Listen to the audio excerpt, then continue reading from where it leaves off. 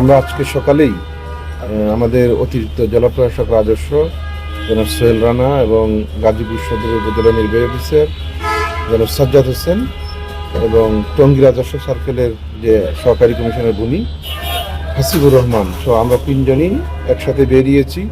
আমাদের ইচ্ছে ছিল বেশ কয়েকটি ভূমি অফিস দেখব। তার প্রথম পদক্ষেপ হিসেবে আমরা কাশিমপুর ইউনিয়ন ভূমি অফিস পরিদর্শন করি। সেখানে যাবার পরে আমরা যা দেখতে পেলাম সেটি হচ্ছে ওই অফিসে যারা আছেন তারা আমাদের কাছে মনে হয়েছে তারা কাজের জন্য উপযুক্ত নয়, এবং যার কারণেই তারা যে কাজগুলো করছে সেগুলো আসলে প্রকৃত নিয়ম মেনেই করছে না, এবং অসংখ্য বাইরের লোকজন সেখানে আছেন, অসংখ্য সেবা প্রার্থী আছেন, এবং মানুষগুলোর অনেক অভিযোগও আছে। এই অভিযোগের ভিত্তিতে আমরা অনেকগুলো বিষয় কাগজপত্র কেসগুলো স্টাডি করলাম, পরীক্ষা নিরীক্ষা করলাম, এবং তহসিলদার যিনি আছেন তার কাছে এগুলার ব্যাখ্যা চাইলাম, তিনি কোনো ব্যাখ্যা দিতে পারেননি। আমরা যে কাগজগুলো চেয়েছি সে সকল কাগজের তিনি উপস্থাপন করতে পারেননি, এবং নামজারির যে সফটওয়্যারের মাধ্যমে সম্পাদিত হয় সেই সফটওয়্যারটি তিনি আমাদেরকে দেখাতে পারেননি। অর্থাৎ রেজিস্টার 9 যেটি আছে সেটি আগে ছিল হার্ড কপি, এখন সেটি হয়ে গেছে অনলাইন। এই অনলাইনের মাধ্যমে যে কাজটি সম্পাদন করা হয় সেটি আসলে উনি নিজে করেন না। আমাদের কাছে মনে হচ্ছে এটা একটি অ্যাবসার্ড বিষয়। এই কাজটি করেন বাইরের লোক দিয়ে এই কাজ কখনোই সম্ভব নয়।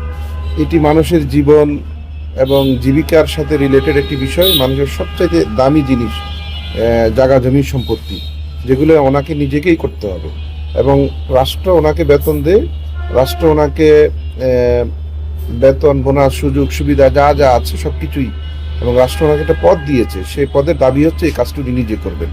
তিনি যখন অন্যকে দিয়ে করান সেটি অনিয়ম, যার কারণে ওখানে যারা আছেন তারা কেউই আমাদেরকে প্রপারলি দেখাতে পারেননি। 2 জনকে অনুপস্থিত পেয়েছি, এবং যাদেরকে উপস্থিত পেয়েছি তারাও কাজের প্রপার হিসাব নিকাশ আমাদেরকে দিতে পারেনি। ওখানে প্রচুর পরিমাণ আবেদন পেন্ডিং আছে, ওখানে প্রচুর পরিমাণ কাজ পেন্ডিং আছে, ওখানে প্রচুর পরিমাণ অনিয়ম আছে, যেগুলো আমাদের প্রাথমিক ইন্সপেকশনে আমাদের নজরে এসেছে। আমাদের নজরে আসার কারণে আমরা বলেছি ওখানে যে কয়জন কর্মচারী আছেন সকলকে সাময়িক বরখাস্ত করার জন্য এই আদেশটি আমরা দিয়েছি। আমরা এরপরে পরীক্ষা নিরীক্ষা করে দেখব তাদের যে প্রাথমিক তদন্তে বা প্রাথমিক পর্যবেক্ষণে যেটি আমাদের কাছে গুরুতর অভিযোগ মনে হয়েছে সেটি সত্যি কিনা। যদি সত্যি হয়ে থাকে আইন অনুযায়ী ব্যবস্থা হবে, সেটি যদি প্রতিষ্ঠিত না হয় তাহলে তিনি সরকারি আইন আছে সে অনুযায়ী নিষ্কৃতি পাবেন। আমরা সবিপুর ভূমি অফিসে এসেছি কিছুক্ষণের জন্য। আমরা কিছু ইনস্ট্রাকশন দিয়ে যাচ্ছি, কিছু বিষয়ে আমাদের নির্দেশনা আছে, কিছু বিষয়ে তাদের বুঝের ভুল আছে, সেগুলো আমরা ধরিয়ে দিচ্ছি, কিন্তু তারা কাজ করছে। তারা যেহেতু চেষ্টা করছে আমরা মনে করি তাদের এই চেষ্টাটা অব্যাহত থাকুক, এবং আমরা যে বিষয়গুলোকে নির্দেশনা দিয়েছি সেগুলো আমরা ফলো আপ করবো। আমরা একটা জিনিস দেখলাম হচ্ছে বাহির থেকে আবেদন করে আসে এখানে নাকি ভোগান্তিতে পরে কয়েকজন আমাদের সাক্ষাৎকার দিয়েছে, এই বিষয়টি আপনাদের বলেছি। বাহিরে থেকে আবেদন করার তো সুযোগ নেই, এখন তো ভূমি সেবা কেন্দ্র আছে, সেই ভূমি সেবা কেন্দ্রগুলোতে গেলেই তো আপনার তারা আবেদন করতে পারছেন।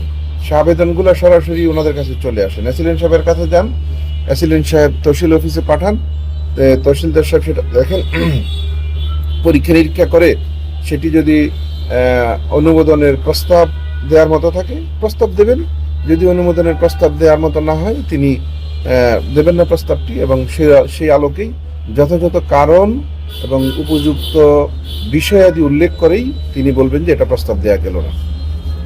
ধন্যবাদ।